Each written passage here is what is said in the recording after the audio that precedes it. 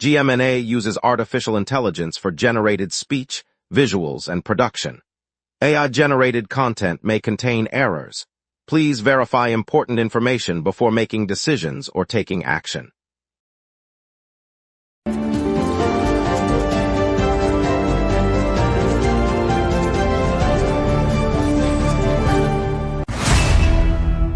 Good morning, Montreal. I'm Lauren Dupuis. Police are on the hunt for a repeat sexual predator, and traffic is snarled with multiple road closures downtown. Meanwhile, urban anglers can spot over 50 fish species in our waterways, and Ascent Valley is hosting an AI and tech networking event tonight. Over to you, Ryan. The Canadiens traded forward Sean Farrell to the Anaheim Ducks in exchange for 23-year-old, restricted free agent Sasha Pastujov. The trade was completed yesterday, with both teams confirming the move ahead of the upcoming season.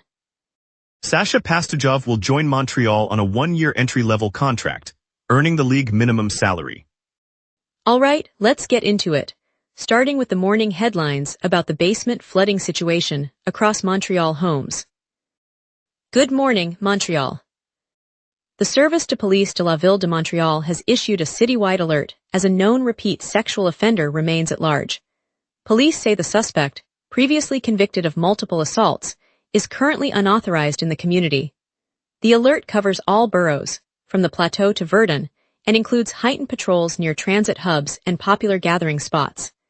Investigators are reviewing surveillance footage and have deployed additional resources to track the individual's movements. The department stresses that public safety remains the top priority and that the suspect poses a continuing risk. The alert was released this month, and police continue to canvass neighborhoods throughout the city. The investigation remains active, and police have not announced a timeline for apprehension. Authorities say the search will continue until the individual is located. Basement flooding has plagued homeowners across the island for 3 consecutive years, ending a 40-year stretch of relative dryness. Engineers and city planners say heavier rainfalls, aging storm drain networks, and rapid urban development have combined to push water into foundations more often than any recent decade. Residents from the Plateau to Verdun report soaked basements, ruined possessions, and costly repairs, while insurance claims rise sharply. Experts warn that the pattern may persist unless municipal upgrades accelerate and new construction incorporates better water resistance standards. The surge follows a period of 4 decades with only occasional seepage, highlighting how climate shifts and aging infrastructure intersect in the city's dense built environment. Authorities are monitoring the situation closely, urging homeowners to document damage and consider preventative measures. The Municipal Council is reviewing a comprehensive flood mitigation plan that could include upgraded sewers, green roofs, and stricter zoning rules.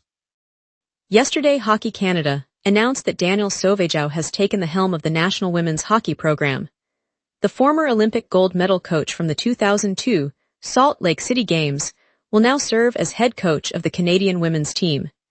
In her new role, Sauvageau inherits a roster that finished the recent World Championship in the top tier and is preparing for the upcoming Olympic cycle. Hockey officials praised her track record of building resilient squads and noted her experience in both player development and international competition. The appointment marks a return to the leadership that guided Canada to its first women's Olympic title, and supporters expect her steady approach to keep the program among the world's elite. The federation will unveil the full coaching staff later this month. Yesterday, the Canadian duo Alexis Galarneau and Liam Draxel joined Briton Jack Draper in the main draw of the Montreal Open, the city's professional tennis showcase that draws talent from across the globe. Both Galarneau and Draxel secured their spots after strong performances in the qualifying rounds, while Draper earned his entry through a direct acceptance based on his world ranking. The tournament, staged at the city's premier tennis venue, offers a key opportunity for players to rack up points ahead of the upcoming hard court swing. Organizers said the field this year features a blend of rising North American prospects and seasoned internationals, promising competitive matches for fans. With the main draw now set, the 3 will look to advance through the early rounds as the event kicks off later this week. Yesterday, the federal government unveiled a $2 billion Canadian investment to build new locomotives right here in Montreal. Prime Minister Justin Carney announced the funding will go to a local consortium that will assemble the engines at a plant on the island, creating dozens of skilled jobs and reviving a key segment of the national rail supply chain. The money, is part of a broader strategy to modernize Canada's aging locomotive fleet while keeping production home. Officials said the project will roll out over the next several years, with the first units expected to leave the Montreal factory by the mid-20s. The announcement follows a series of recent moves aimed at strengthening domestic manufacturing and reducing reliance on overseas suppliers. Industry leaders welcomed the plan, noting it could spur additional contracts for component makers across Quebec and help stabilize the supply chain for freight operators nationwide. Later, we'll hear how urban anglers spot over 50 fish species in our waterways, a reminder of Montreal's hidden treasures. We will be right back. Watch the local sunset tonight at 6 p.m. for all your local Montreal news. If you run a venue, a comedy night, a concert, a fundraiser, you already know the hardest part isn't the show. It's selling the seats.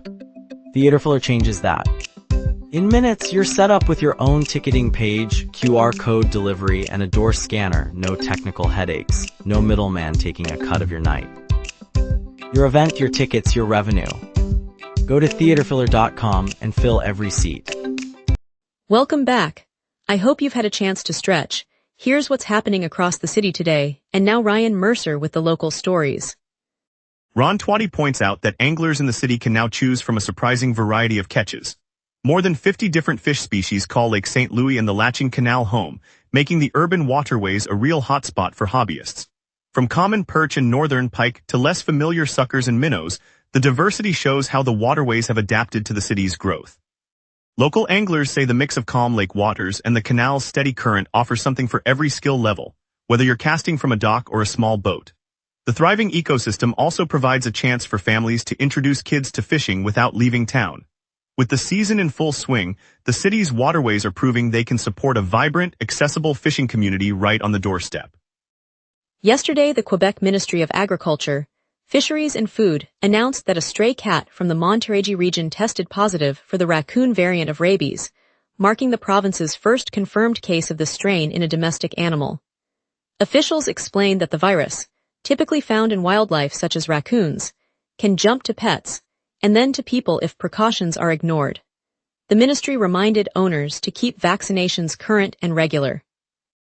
Veterinarians across the region have been asked to remain vigilant for signs of illness and to report any suspect cases to health authorities.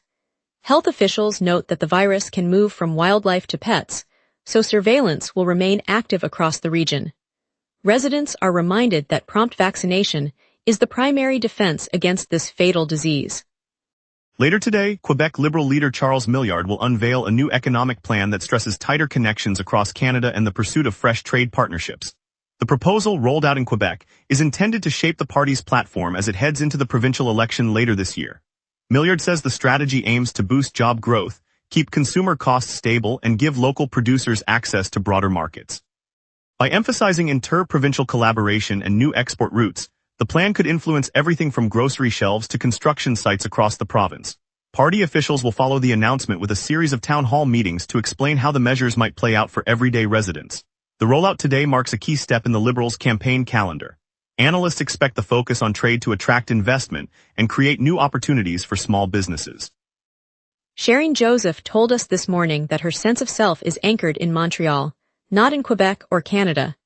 She explained that the city's blend of cultures, languages, and neighborhoods shapes who she is, more than any provincial or national label.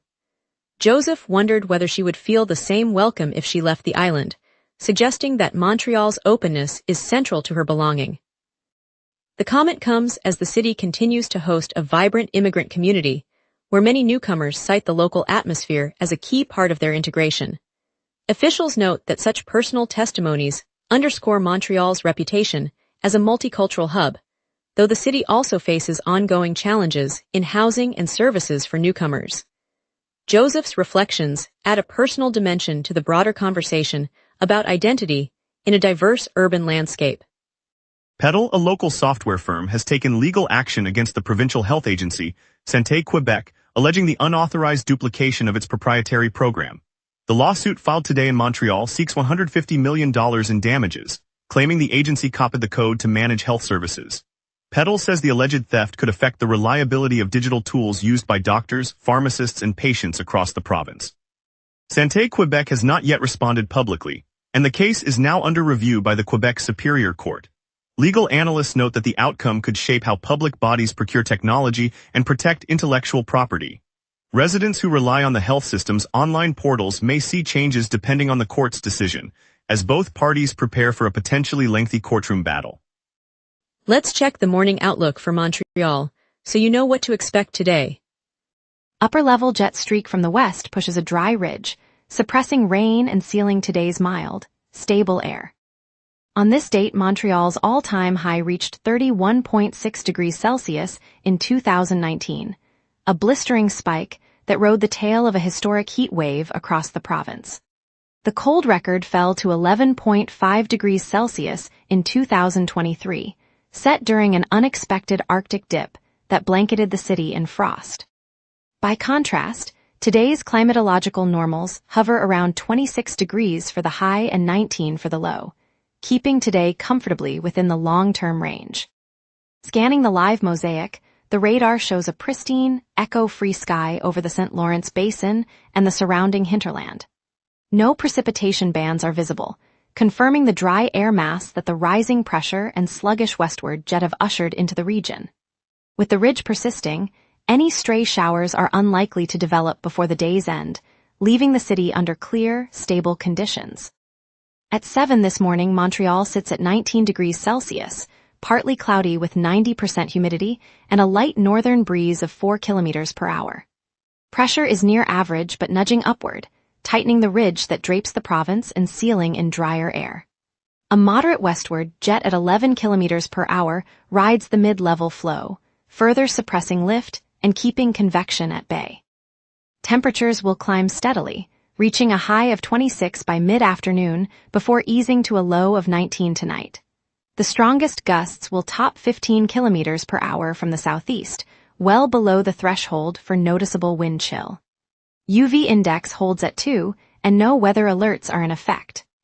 Looking ahead, Thursday remains under the same high pressure, keeping skies overcast and temperatures capped at 24 with a night low of 18. Friday the ridge will shift east, unveiling a clear sky and a brief surge to 27, while nighttime cooling settles at 18. Saturday the pattern softens, inviting a return of cloud cover and a 26 peak, with a chance of light rain at 30% and a low of 20. Sunday the moisture axis deepens, producing overcast conditions and an 80% rain probability, holding the high at 25 and the low at 19. Monday the system re-establishes a dry dome, delivering clear skies, a comfortable 25 high and a cool 17 low, ending the workweek on a dry note. And that's your weather. Remember, the local sunrise is also available as a podcast. Listen anytime on Apple Podcasts or wherever you get your podcasts. Heavy traffic clogs streets, the Habs debut era, and tonight's Salut solo yoga and comedy events keep us busy. We will be right back. Watch the local sunset tonight at 6 p.m. for all your local Montreal news. An accident on Autoroute 20 eastbound at 1st Avenue has closed a lane, creating heavy backups that stretch north toward the St. Laurent corridor.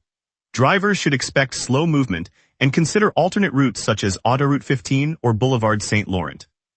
On the Claimant Bridge, one westbound lane stays closed for beam repairs, backing up traffic across the river. The overpass near Highway 520 is under reconstruction, with traffic narrowed and diverted onto temporary lanes. Expect queues at the Day-Curry entry. Between Gouin and Henry Bourassa Boulevards, 2 of 4 lanes are closed for public services work, leaving only 2 lanes each direction and slowing travel in the east end. Eastbound Autoroute 40 is rerouted onto the Côte de Lys service road, and the exits at El Acadie Boulevard and St. Laurent Boulevard are closed. Expect a steady crawl and use Boulevard St. Mitchell if possible. No transit delays are reported this morning, so buses and metros run on schedule. Tomorrow night, the Bell Center hosts Ariana Grande's Eternal Sunshine Tour, a pop spectacle promising hits and vibrant production for anyone looking to start the weekend with a bang. Starting tonight and running through August 1st, the Noise Not Borders Fest lights up La Solar Rossa, Casa del Popolo and other venues, delivering a weekend of punk-driven beats and electronic twists while spotlighting LGBTQ+ and BIPOC artists. perfect for listeners craving fresh, boundary-pushing sounds. Also kicking off tomorrow, Fierté Montreal spreads pride across the city with parades and parties at venues citywide, a vibrant celebration you won't want to miss. At the Co-op Bar Milton Park this afternoon, Montreal Comedy Night rolls out a lineup of local stand-up talent, offering a quick laugh before you head out for the day. And keep an eye on the weekend, as Ashiga kicks off at Park Jean Drapeau, promising a lineup of international artists and festival energy you won't want to miss. And now here's Tyler with sports. Montreal sports is moving fast this summer. Here is what you need to know. The Canadiens' blue line is the deepest it has ever been, and Martin St. Louis and Kent Hughes are making clear they are not handing out contracts based on reputation. Earn it going forward. Down in Laval, new Rocket head coach Daniel Jacob inherits a significantly overhauled roster, a fresh challenge, and a real opportunity. Kent Hughes pulled off a forward swap with Anaheim, Sean Farrell heads west, and 23-year-old Sasha Pastujov comes to Montreal. Both players are restricted free agents, so a contract still needs to get done, but the Canadiens clearly liked what they saw in this former third-round pick. The Montreal Victoire keeps stacking their forward group. 36-year-old Michelle Carvinen is in on a one-year standard player agreement. Carvinen was Vancouver's first-round pick. She brings championship-level experience to a Victoire locker room that is building something real. Dynacare in Laval's Biotech City is turning a new page for Montreal's health tech scene. The company has just opened an advanced medical laboratory, the result of an investment of over $5 million. The state-of-the-art facility will run high-throughput testing, genomics, and diagnostic services that were previously only available in downtown labs. By keeping that work right here in Laval, Dynacare is creating dozens of skilled jobs and giving local researchers faster access to cutting-edge tools. The expansion strengthens the biotech corridor and reinforces the region's reputation as a hub for innovation. For Montrealers, it means healthier futures start in our own neighborhoods, and that promise feels personal to every family watching the sunrise. Later we'll share how one Montrealer feels the city defines her identity more than any province or country, an uplifting reminder of home. Coming up tonight at 6, the local sunset. Your neighborhood, your city, your news. From city hall decisions to the stories happening right on your street, we cover what matters most to Montrealers.